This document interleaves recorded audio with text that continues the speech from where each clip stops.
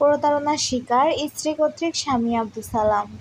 সাতক্ষীরা জেলা থেকে বাবলুর রহমান বাবু এর ভিডিও চিত্রে ডেস্ক রিপোর্ট।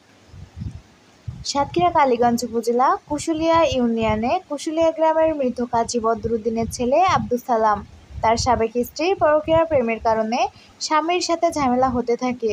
এরপর কাজী আব্দুল সালাম আইনের আশ্রয় নিলে সাবেক বউয়ের পরকীয়ার প্রেমিক পাশের শ্রীপুর ইউনিয়নের শ্রীকলা গ্রামের মোহাম্মদ বাকি সর্দারের বড় ছেলে মোহাম্মদ রায়হান এবং তার স্ত্রীর দুই ভাই আব্দুল হাকিম এবং আব্দুর রহিম, সাবেক স্ত্রীসহ তার ভাই বোন পরকীয়া প্রেমিক রায়হান ও রায়হানের বাবা, রায়হানের ছোট ভাই এছাড়াও আরও 10 থেকে 15 জন অজ্ঞাত লোক এই সন্ত্রাসীর হুত পেতে থাকে।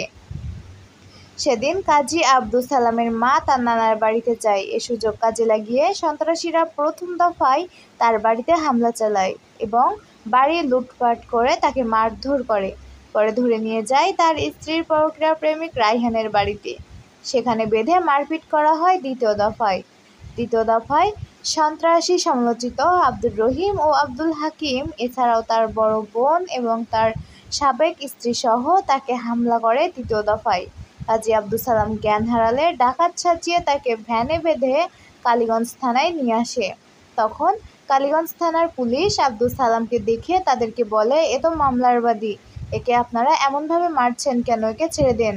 পরে তারা পুলিশের ভয়ে কাজী আব্দুল সালামকে থানায় রেখে চলে যায়। এ সময় পুলিশ ভ্যান চালককে দিয়ে কালীগঞ্জ স্বাস্থ্য কমপ্লেক্সে ভর্তি করার জন্য পাঠিয়ে দেন। এরপর ভ্যানে কালীগঞ্জ ব্রিজের কাছে আসলে সন্ত্রাসী আব্দুর রহিম এবং আব্দুল হাকিম তাকে ধরে চতুর্থ দফায় মারধর করে এবং উপর থেকে নিচে ফেলে দেয়। পরে সে জ্ঞান হারায়। স্থানীয় ভ্যান চালক লোকজন ডাকতে থাকে। পরে স্থানীয় লোকজন আসলে তাকে কালীগঞ্জ সরকারি স্বাস্থ্য কমপ্লেক্সের জন্য নিয়ে যায়। পরে জরুরি বিভাগের চিকিৎসক তাকে সাতক্ষীরা মেডিকেল কলেজে ভর্তি করার পরামর্শ দেয়, বলে অবস্থা খুবই খারাপ। পরে তাকে সাতক্ষীরা মেডিকেলে নিয়ে যায় স্থানীয় লোকজন। সেখানে ট্রিটমেন্ট হতে থাকে 1 সপ্তাহ। এ ফ্যামিলিটি একটি প্রতারক চক্র। বিদেশি ছেলেদেরকে ফোনের মাধ্যমে আকস্মিকভাবে অঙ্গভঙ্গি করে তাদেরকে আকর্ষণ করে। কিছুদিন পরে তাদের ব্ল্যাকমেল করে টাকা নিয়ে চলে আসে। আব্দুল সালামের সাবেক স্ত্রী একজন প্রতারক আব্দুল সালামের কাছ থেকে 5 লাখ টাকা হাতিয়ে নিয়েছে। সেই টাকা চাইতেই এত সব ঝামেলা। সে পরকীয়ায় আসক্ত ছিল। এটা জানাজানি হওয়ার পরে সে সাবেক স্বামীকে মেরে দেওয়ার পরিকল্পনা করে, কিন্তু আল্লাহর অশেষ রহমতে বেঁচে যায়। আব্দুল সালাম সাতক্ষীরা আদালতের প্রতারণায় একটি মামলা করেছে এবং পরকীয়ায় একটা মামলা করেছে এবং এ মামলা সাতক্ষীরা আদালতের সর্বপ্রথম হয়েছে।